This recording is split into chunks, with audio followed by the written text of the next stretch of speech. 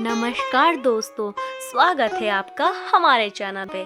और अगर आप नए हैं तो हमारा चैनल सब्सक्राइब करना ना भूलें।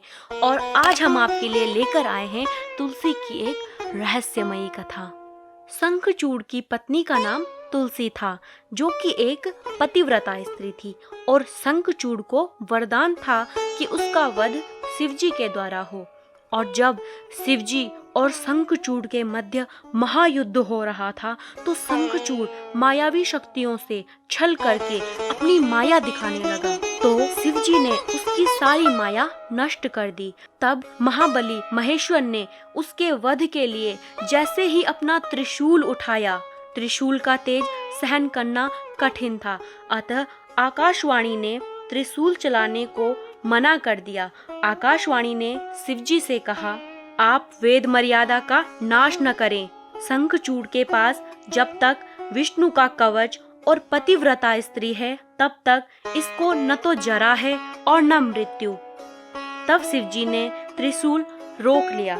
फिर शिवजी की इच्छा से विष्णु वहां आए। उन्होंने वृद्ध ब्राह्मण का वेश धारण करके शंखचूड़ से भिक्षा मांगी, उसका कवच मांगा। दानवराज शंखचूड़ ने वह दे दिया। फिर वे शंखचूड़ के रूप में उसकी स्त्री तुलसी के पास पहुँचे। फिर विष्णु ने उसके साथ विहार किया।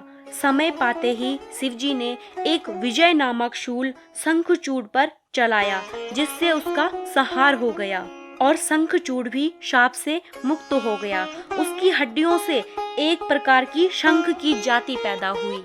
और यहाँ जब विष्णु शंखचूड़ का रूप लेकर तुलसी के साथ रमण कर रहे थे, तो भोग के समय तुलसी ने उन्हें अन्य पुरुष जाना तथा शाप देने को तैयार हुई। तब विष्णु शाप के भय से अपने रूप में प्रकट हुए। तुलसी अपना पतिव्रत भंग जान क्रोध पूर्वक उनसे बोली, हे विष्णु, तुम में दया नहीं है, तुम्हारा मन पाषाण के तुल्य है, तुम एक पत्थर हो जाओ।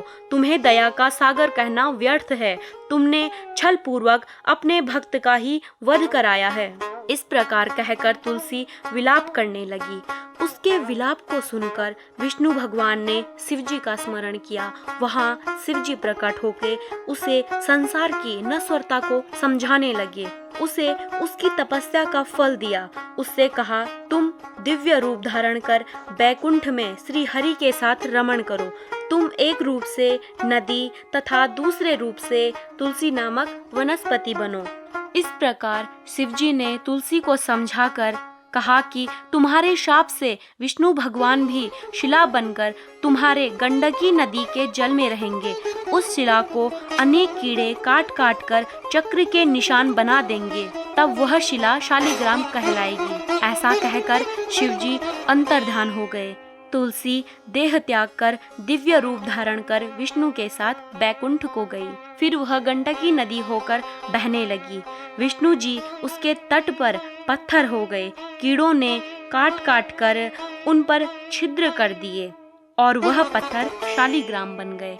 तो ऐसे ही रहस्यमयी कथाओं से रूबरू होने के लिए सब्सक्राइब करें हमारा चैनल।